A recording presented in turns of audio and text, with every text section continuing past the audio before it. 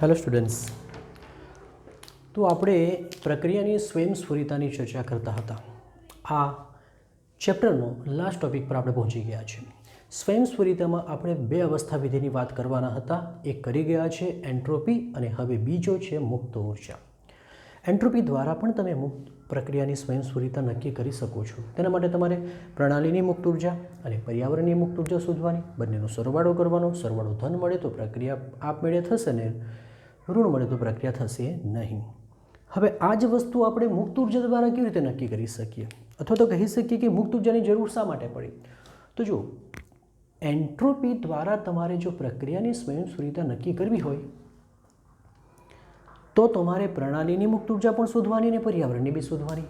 પરંતુ મુક્ત ઉર્જા એક એવો અવસ્થા વિધેય છે કે જો એના દ્વારા સ્વયંસ્ફુરિતા નક્કી કરવી હોય તો માત્ર ને માત્ર પ્રણાલીની મુક્ત ઉર્જા શોધી કાઢો, એનો ફેરફાર શોધી કાઢો. એના પરથી જ તમને ખબર પડી જશે પ્રક્રિયા આપમેળે થશે કે નહીં. તો અહીં થોડા વધારે એડવાન્ટેજીસ છે કોના કરતાં? એન્ટ્રોપી કરતાં. તો જોઈએ કે એન્ટ્રોપી દ્વારા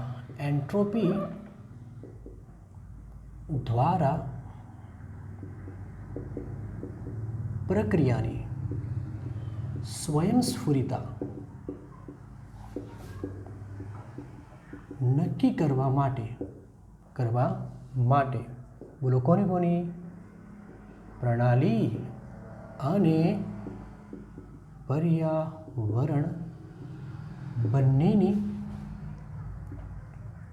મુક્ત ઉર્જા શોધવી પડે, રાઈટ? પરંતુ મુક્ત ઉર્જા દ્વારા શું કરી શકાય? પરંતુ મુક્ત ઉર્જા એક એવું અવસ્થા વિધેય છે કે જેના દ્વારા સ્વયંસ્ફુરિતા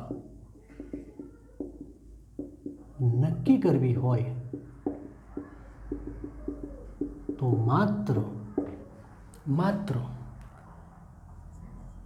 પ્રણાલીની જ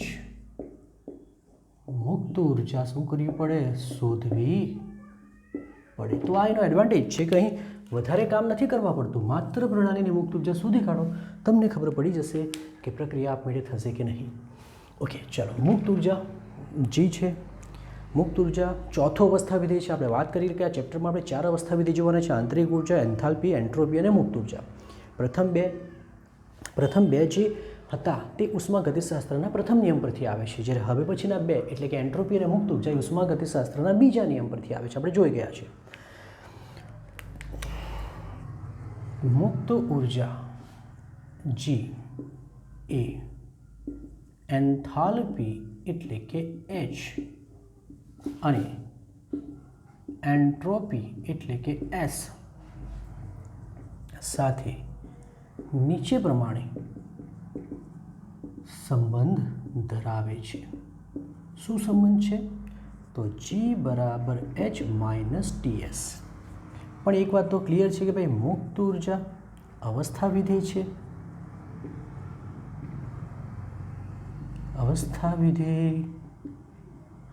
અને અવસ્થા બદલાય તો એનું મૂલ્યમાં ફેરફાર થશે, અને એટલે જો પ્રણાલીની અવસ્થા બદલે તો આ ડેલ્ટા G થાય તો આ ડેલ્ટા H થશે, અને આ T ડેલ્ટા S થશે. પરંતુ આપણે લખીએ કે અવસ્થા અચળ તાપમાને બદલાય, તો શું થશે? T અચળ થવાના. તો સૂત્ર બને delta G is equal to delta H. T અચળ માટે બહાર કાઢ્યા તો ફેરફાર ડેલ્ટા S માં થશે. એનો મતલબ કે આ તમારું સૂત્ર થયું. મુક્ત ઉર્જામાં થતો ફેરફાર એ એન્થાલ્પીમાં થતા ફેરફાર માઇનસ T ડેલ્ટા S.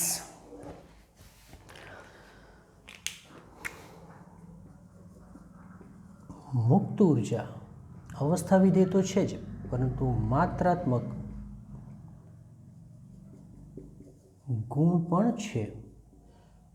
અને શીખી ગયા છે કે આપમેળે થતા બધા પ્રક્રમોની મુક્ત ઉર્જા, પ્રણાલીની મુક્ત ઉર્જા ઘટે છે. ઉષ્માગતિશાસ્ત્રનો બીજો નિયમ કે આપ મેળે એટલે કે સ્વયંસ્ફુરિત થતા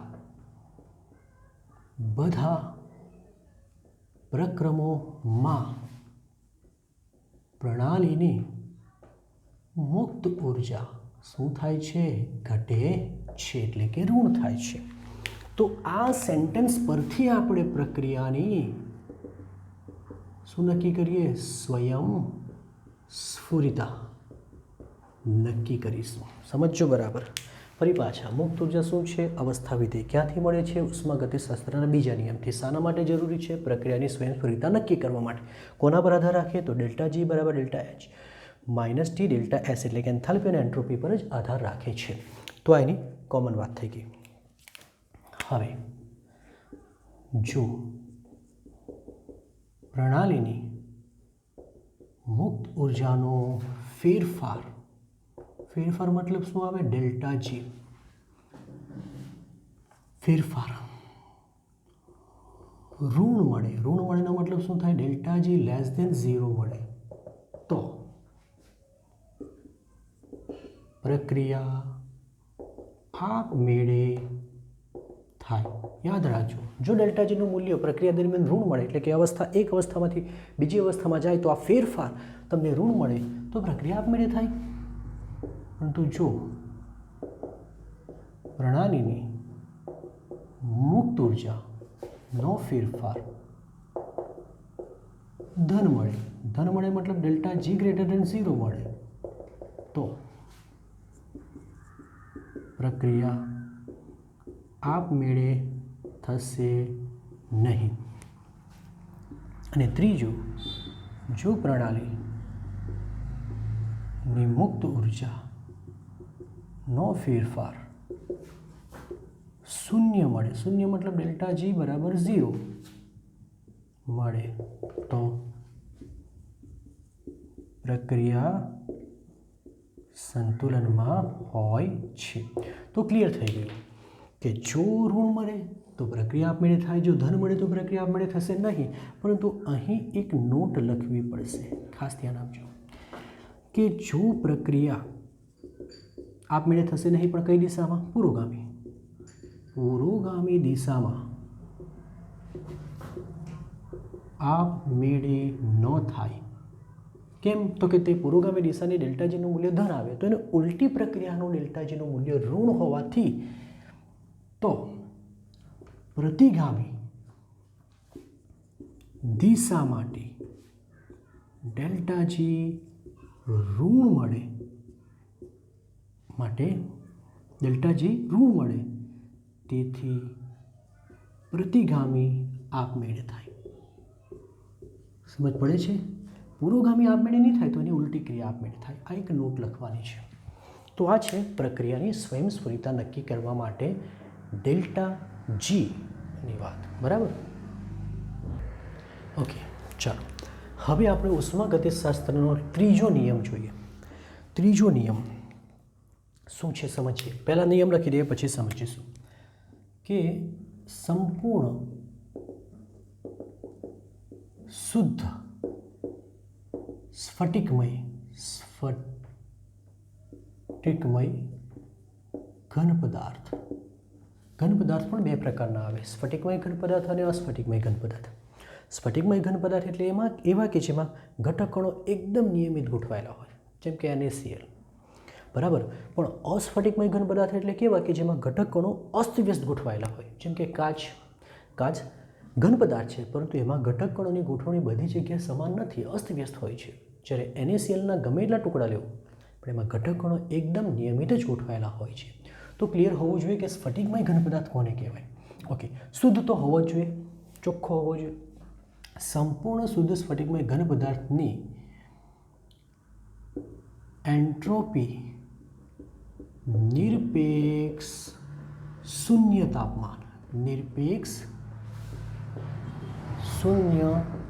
તાપમાને એટલે કે 0 કેલ્વિન તાપમાનને નિરપેક્ષ શૂન્ય તાપમાન કહેવાય. તાપમાને એન્ટ્રોપી શૂન્ય થાય છે. પદાર્થની નિરપેક્ષ શૂન્ય તાપમાને એન્ટ્રોપીનું મૂલ્ય શૂન્ય થાય છે, શૂન્ય થાય છે. આપણે જરા આ રીતે બનાવી દઈએ. બરાબર. નિરપેક્ષ શૂન્ય તાપમાન કોને કહેવામાં આવે? ચેપ્ટર નંબર 5માં તમે શીખ્યા હશે. જે તાપમાને વાયુનું કદ થિયરિટિકલ એટલે કે સૈદ્ધાંતિક રીતે શૂન્ય બને તે તાપમાનને નિરપેક્ષ શૂન્ય તાપમાન કહેવાય ને તે 0 કેલ્વિન હોય છે. તો એમ કહે છે કે જો તમારું તાપમાન ઘટતા 0 કેલ્વિન થઈ જાય તો તે ઘન પદાર્થની એન્ટ્રોપીનું મૂલ્ય શૂન્ય થાય. હવે એન્ટ્રોપી શું છે? એન્ટ્રોપી શું છે બોલું છું? એન્ટ્રોપી અવ્યવસ્થાનું માપન છે કે નહીં? તો પછી તાપમાન વધશે તો એન્ટ્રોપી અવ્યવસ્થા વધવાની, કારણ કે ગતિ ઉર્જા વધતા અણુ એકબીજાથી દૂર જવા લાગશે તો એન્ટ્રોપી વધશે.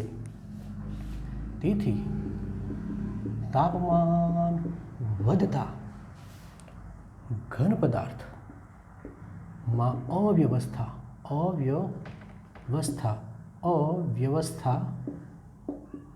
વધતા એન્ટ્રોપી વધે. તો પછી એનો મતલબ ઉલટું થયું. જો તાપમાન ઘટાડીએ તો શું થશે?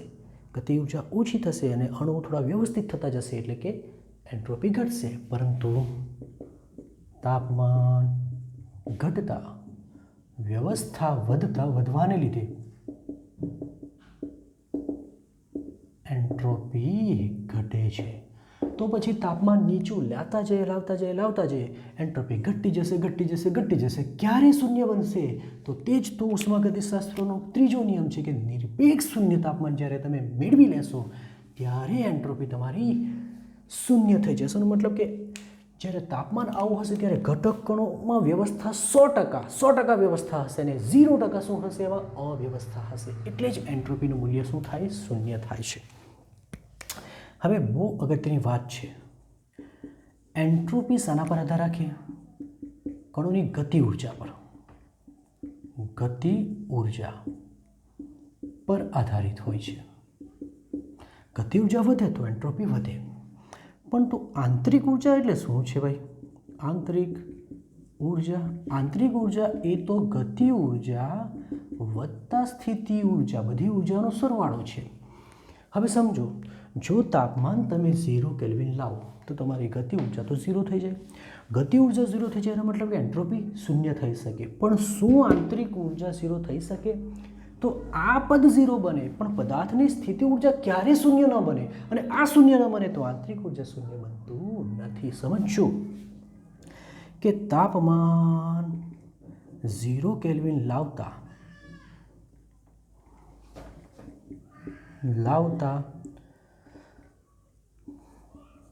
કણોની ગતિ ઉર્જા શૂન્ય થાય. તેથી એન્ટ્રોપી શૂન્ય બને છે. સમજો બરાબર? હવે જેનું મૂલ્ય શૂન્ય બને એનું નિરપેક્ષ મૂલ્ય માપી શકાય. તો આપણે એવું વાત કરેલી કે એન્ટ્રોપીનું નિરપેક્ષ મૂલ્ય માપી શકાય છે પરંતુ આંતરિક ઉર્જાનું નિરપેક્ષ મૂલ્ય માપી શકાય નહીં ચેપ્ટરના શરૂઆતના ભાગમાં. તો તે જ વાત છે, શૂન્ય બને છે. તેથી એન્ટ્રોપીનું નિરપેક્ષ મૂલ્ય શું કરી શકાય છે? માપી શકાય છે. પરંતુ બોલો, 0 કેલ્વિને આંતરિક ઉર્જા 0 બને કે નહીં? કારણ કે ગતિ ઉર્જા ભાગ 0 બને પણ આ થોડું 0 બને એટલે આંતરિક ઉર્જા શૂન્ય ન બને, માટે એનું નિરપેક્ષ મૂલ્ય ન માપી શકાય. પરંતુ આંતરિક ઉર્જાનું મૂલ્ય 0 કેલ્વિન તાપમાને શૂન્ય બનતું નથી. તેથી આંતરિક ઉર્જાનું નિરપેક્ષ મૂલ્ય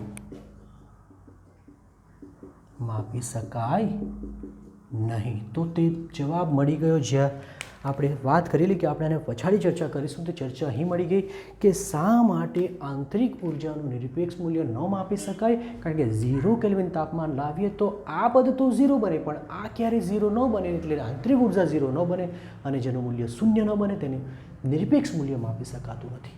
જ્યારે એન્ટ્રોપીનું મૂલ્ય 0 બની જાય, કારણ કે ગતિ ઉર્જા પર આધાર રાખીને ગતિ ઉર્જા શૂન્ય બને તો એનું મૂલ્ય શૂન્ય બને, માટે એનું નિરપેક્ષ મૂલ્ય શું કરી શકાય છે? માપી શકાય છે. તો આ છે ઉષ્માગતિશાસ્ત્રનો ત્રીજો નિયમ. ઓકે, તો મુક્ત ઉર્જા અને સંતુલન અચળાંક વચ્ચેનો સંબંધ. ડેલ્ટા જીના મૂલ્ય અને ચિહ્ન પરથી શું જાણી શકાય? તો નોર્મલી બે બાબતો જાણી શકાય. ડેલ્ટા જી ના મૂલ્ય અને ચિહ્ન પરથી બે બાબતોની માહિતી મળે. બરાબર. પહેલી તો પ્રક્રિયાની બોલો શું? સ્વયં સ્ફુરિતા, જેની ચર્ચા આપણે કરી ગયા. સ્વયં સ્ફુરિતા કઈ રીતે? તો ડેલ્ટા જીનું મૂલ્ય વધુ ઋણ તેમ પ્રક્રિયા વધુ સરળતાથી થાય. આ આપણી મેળે આ ઉમેરી દેવાનું છે. બરાબર. હા, એકચ્યુઅલી આનો મહત્ત્વનો મુદ્દો છે કે ઘણી બધી પ્રક્રિયાઓ માટે ડેલ્ટા જીનું મૂલ્ય તો ઋણ હશે, કોઈનું -100, કોઈનું -200. તો એમ કહે છે કે જેમ વધુ ઋણ થાય તેમ પ્રક્રિયા વધુ સરળતાથી થાય, એટલે કે -100 વાળી કરતાં -200 વાળી વધુ સરળતાથી અને ઝડપથી થશે. બીજું છે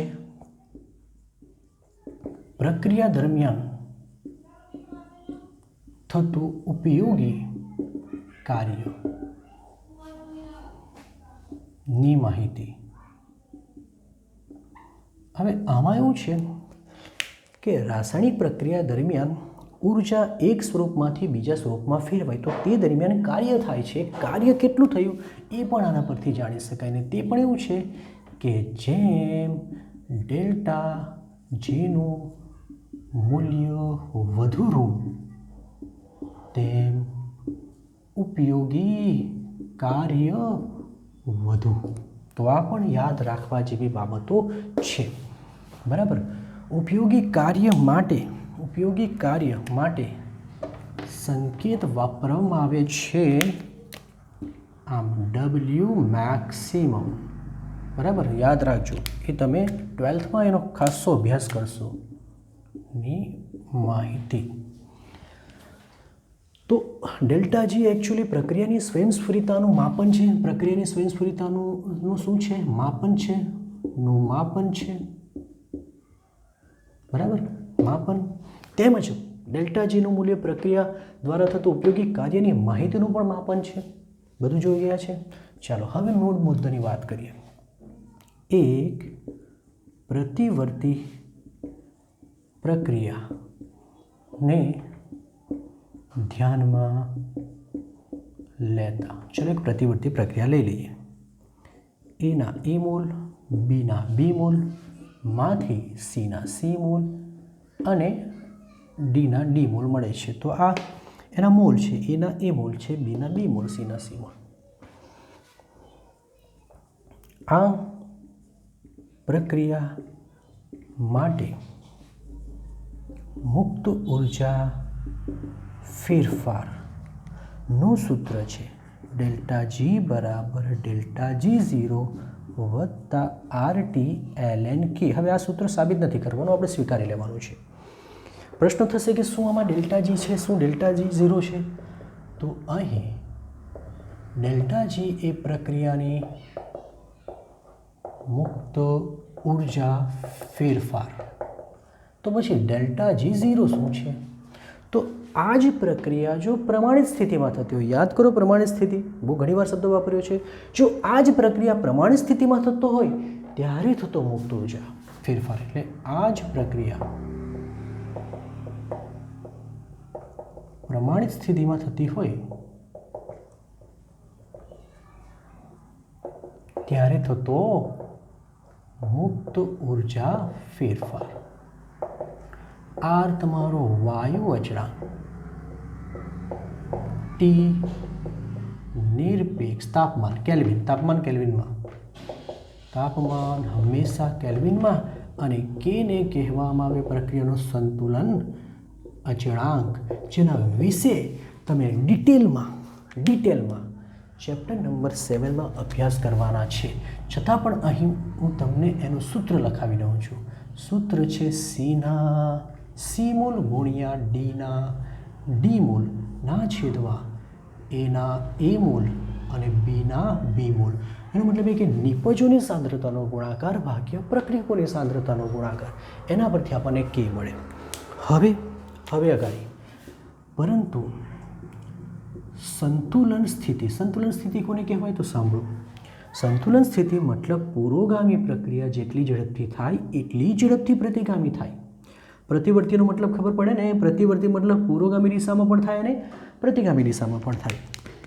તો પુરોગામી પ્રક્રિયાનો વેગ સપોઝ વીએફ કહીએ, ફોરવર્ડ ડાયરેક્શન એટલે પુરોગામી, અને આને બેકવર્ડ યા તો રિવર્સ કહીએ તો વીઆર કહીએ. તો જ્યારે વીએફ અને વીઆર સમાન થાય તો એ સ્થિતિને સંતુલન કહેવાય. ને સંતુલન સ્થિતિમાં શું શીખી ગયા છે? ડેલ્ટા જી 0 બરાબર તો શૂન્ય થાય. આવું તો આપણે આગળ શીખી ગયા. તો એનો મતલબ કે આ સમીકરણમાં આ પદ 0 બનશે, તો ડેલ્ટા જી 0 વત્તા આરટી ln k બને. તો ડેલ્ટા જી 0 અહીં જ રહેવાની, આને આમ લઈ આવીએ તો ડેલ્ટા જી 0 બરાબર માઇનસ આરટી ln k બને. માટે ડેલ્ટા જી 0 બરાબર -2.303 આરટી. ln ને લોગમાં ફેરવવું હોય તો તમારે 2.303 વડે ગુણવું પડે. તો આ થઈ ગયું મુક્ત ઉર્જા અને સંતુલન અચળાંક વચ્ચેનો સંબંધ, જે ખૂબ અગત્યનો છે. પણ હવે 2-3 મુદ્દા છે તે ખૂબ અગત્યના છે કે જો ડેલ્ટા જી 0 લેસ ધેન 0 મળે એટલે કે ઋણ મળે. ચલો આ પદ ઋણ બને તો ઋણ ધન બનશે. અને તેવા કિસ્સામાં કેનું જો મૂલ્ય શોધવામાં આવે તો શું હોય? તો કેનું મૂલ્ય શોધતા એવું મળશે કે જે હંમેશા 1 કરતાં વધારે જ હોય. 1.56 1.89 પણ 1 કરતાં વધારે હશે. તો સમજો કે જો ડેલ્ટા જી 0 લેસ ધેન 0 હોય તો કેનું મૂલ્ય 1 કરતાં મોટું મળે. અને એનો મતલબ શું થાય? એટલે કે જો કે નું મૂલ્ય 1 કરતાં વધુ મળે તો પ્રક્રિયા પુરોગામી દિશામાં આપમેળે થઈ. અગર આમ જો આપમેળે થતી હોય તો નિપજનું પ્રમાણ વધુ મળે. આપમેળે થઈ નિપજ વધુ આપે. સમજો, આનો પાછો તમને ચેપ્ટર નંબર 7માં સંતુલનમાં ઉપયોગ કરવાના જ છે. બીજું, જો ડેલ્ટા જી ગ્રેટર ધેન 0 હોય તો શું? તો આ ધન અને આ માઇનસ, તો પ્લસ માઇનસ મળે. ને જ્યારે માઇનસ મૂલ્ય થશે ત્યારે કેનું મૂલ્ય 1 કરતાં ઓછું મળે, 0 પોઈન્ટ મળશે. હોય તો કે લેસ ધેન 1 મળે. એટલે કે એનો મતલબ થાય એટલે કે જો કેનું મૂલ્ય 1 કરતાં ઓછું મળે તો પ્રક્રિયા પ્રતિગામી દિશામાં આપમેળે થાય. પણ આપણે એવું નથી લખવાનું, આપણે એમ લખવાનું છે પ્રક્રિયા પુરોગામી દિશામાં આપમેળે થશે નહીં. અને જો આમ આપમેળે ન થાય તો આપણે શીખ્યા જ છે એની ઉલટી દિશા આપમેળે થાય. એનો મતલબ કે ત્યારે પ્રક્રિયક વધારે મળે, નિપજ ઓછા મળે. એટલે લખી શકાય તેથી નિપજ ઓછું મળે એટલે કે પ્રક્રિયક વધારે મળે. રાઈટ. અને છેલ્લો મુદ્દો કે જો delta G is equal to 0, આ પદ 0 તો આ બધું પદ 0 ને જ્યારે બધું પદ 0 તો તેવા કિસ્સામાં હોય તો કે બરાબર 1 થાય અને પ્રક્રિયા કઈ સ્થિતિમાં આવીને ઊભી રહી? સંતુલન સ્થિતિમાં હોય છે. તો આ રીતે ડેલ્ટા જીના મૂલ્ય પરથી કે મળી જાય અથવા તો કેના મૂલ્ય પરથી ડેલ્ટા જી મળી જાય ને પ્રક્રિયાની સ્વયંસ્ફુરિતા નક્કી થઈ જાય. તો ખૂબ મહત્ત્વનું છે આ કે કે less than 0 delta G less than 0 તો કે ગ્રેટર દેન 1 અને કે ગ્રેટર દેન 1 તો પ્રક્રિયા આપમેળે થાય એટલે કે નીપજ વધુ મળે. ડેલ્ટા જી ગ્રેટર દેન 0 તો કે લેસ દેન 1 બને એટલે કે પ્રક્રિયા પુરોગામી દિશામાં આપમેળે ન થાય પણ એની ઉલટી થાય અને ઉલટી થાય તો આ વધારે મળે આ ઓછું મળે એટલે કે નીપજ ઓછી મળે. અને જો 0 હોય અને પેલા 1 થાય તો સંતુલન સ્થિતિમાં જ રહેશે. ઓકે, તો આ છે મુક્ત ઉર્જા અને સંતુલન અચળાંક વચ્ચેનો સંબંધ. હવે ખૂબ અગત્યનો એક નાનો મોટો ટોપિક છે કે પ્રક્રિયાની સ્વયં સ્ફુરિતા કેવી રીતે નક્કી થાય અથવા કન્ડિશન શું છે, શરત શું છે. તો જુઓ, આપણી પાસે સમીકરણ છે. પ્રક્રિયા ત્યારે જ આપમેળે થશે જ્યારે ડેલ્ટા જીનું મૂલ્ય ઋણ થશે. પણ હવે જો ડેલ્ટા એચ તમને ધન આપેલા હોય અને ડેલ્ટા એચ તમને માઇનસ આપેલા હોય ને આ પ્લસ આપેલા હોય તો શું થાય વિચારો. આ માઇનસ છે તો આ કિંમત માઇનસ થશે અને આ પ્લસ છે તો પ્લસ માઇનસ માઇનસ જ થશે. હવે આ પણ માઇનસ અને આ પણ માઇનસ, ઋણનો સરવાળો ઋણ જ થાય. તો એનો મતલબ એ થઈ ગયો કે અહીં પ્રક્રિયા કોઈ પણ તાપમાને આપમેળે થશે. તો વર્ણન એમ કહેવાય, શરત મળે જ નહીં અહીં, પણ એમ કહેવાય કે કોઈ પણ તાપમાને આપમેળે થાય છે. ક્યારે? જ્યારે ડેલ્ટા એચ માઇનસ અને ડેલ્ટા એસ પ્લસ હોય. કારણ કે પ્લસ માઇનસ માઇનસ અને આ તો માઇનસ જ એટલે ઋણનો સરવાળો ઋણ જ બનવાનો કોઈ પણ તાપમાને.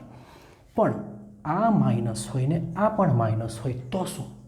ચલો, આ તો માઇનસ છે પણ આ જો માઇનસ હોય તો માઇનસ પ્લસ થઈ જાય તો શરત શું?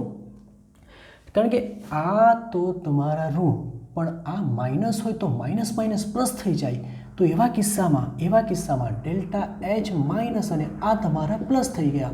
તો એવા કિસ્સામાં આનો જવાબ ઋણ આવશે તો જ પ્રક્રિયા આપમેળે થશે.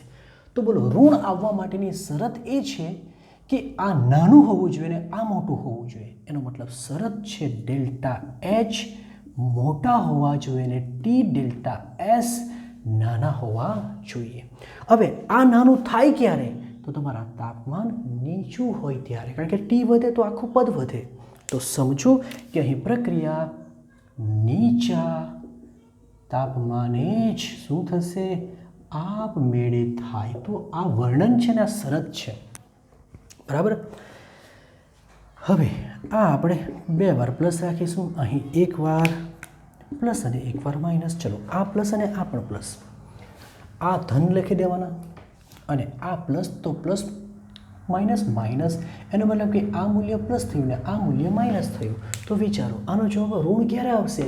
આ નાનું થાય ને આ મોટું થાય તો જવાબ ઋણ આવે. તો અહીં શરત એ થશે કે તમારા ડેલ્ટા એચ કરતાં ટી ડેલ્ટા એસ મોટા હોવા જોઈએ. અને આ ત્યારે જ મોટા થાય જ્યારે તાપમાન વધે. એનો મતલબ કે અહીં ઊંચા તાપમાને જ આપમેળે થાય. અને આ પણ પ્લસ અને આ માઇનસ, તો આ પ્લસ અને આ માઇનસ પ્લસ થઈ જશે એટલે આ વત્તા થઈ ગયા. બંને વત્તા હશે તો ડેલ્ટા જી ધન જ આવવાના અને ડેલ્ટા જી ધન જ આવે તો કોઈ પણ તાપમાને પ્રક્રિયા આપમેળે થાય નહીં. તો કોઈ પણ તાપમાને આપમેળે થશે નહીં. તો ખૂબ અગત્યની છે આ 2 શરત કે ક્યારે આના ચિહ્ન પરથી નક્કી થવું જોઈએ કોણ વધારે હોવું જોઈએ કોણ ઓછું. તો આ ખૂબ અગત્યનું છે.